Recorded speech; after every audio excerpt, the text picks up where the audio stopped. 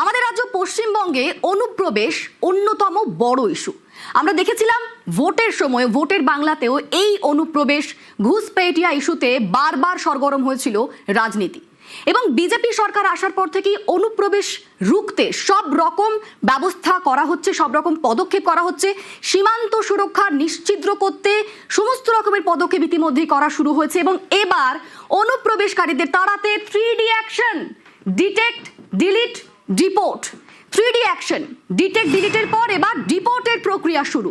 পশ্চিমবঙ্গের জেলায় জেলায় এবার হোল্ডিং সেন্টার। ধৃত অনুপ্রবেশকারীদের ঢোকানো হবে হোল্ডিং সেন্টারে।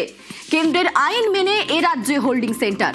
বাংলাদেশে ফেরত পাঠানোর আগে হোল্ডিং সেন্টারে, রোহিঙ্গাদের মায়ানমারে ফেরত পাঠানোর আগে হোল্ডিং সেন্টারে রাখা হবে। জেলা শাসকদের নির্দেশিকা রাজ্যের। এবার এই অ্যাকশন, এই পদক্ষেপ কিভাবে হবে, কবে থেকে হবে, ঠিক কিরকম প্রসেস দেখাবো প্রতিবেদন। শুরু হয়ে গেল ডিটেক্ট, ডিলিট, ডিপোর্ট 3D মডেলের কাজ।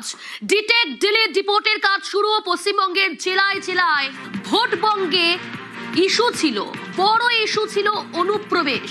আর সেই অনুপ্রবেশ রুখতেই রাজ্য জুড়ে শুরু হয়ে গেল 3D মডেলের কাজ, 3Dর কাজ।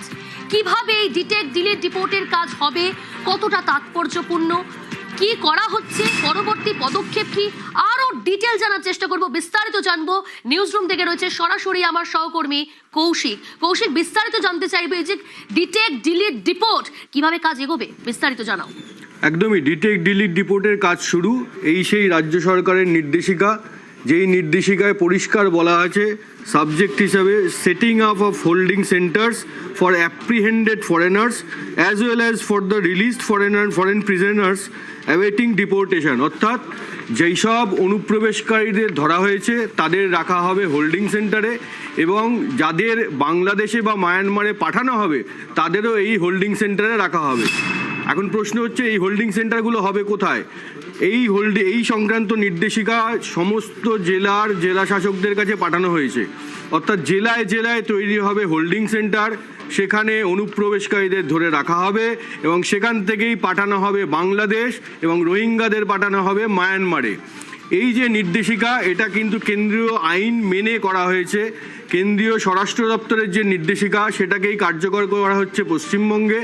কেন্দ্রীয় স্বরাষ্ট্র দপ্তরের নির্দেশিকাতে কি বলা হয়েছিল সেটাও একবার বলে দিই। All state governments administration shall set up adequate holding centers in each district under the police of the state to detain illegal immigrants from Bangladesh and Myanmar. অর্থাৎ কেন্দ্রীয় সরকারের নির্দেশিকায় বলা হয়েছে সমস্ত জেলায় এই হোল্ডিং সেন্টার তৈরি করতে হবে। বাংলাদেশ এবং মায়ানমার থেকে বেআইনিভাবে যারা এদেশে ঢুকেছে তাদের সেই হোল্ডিং সেন্টারে আটকে রাখার জন্য।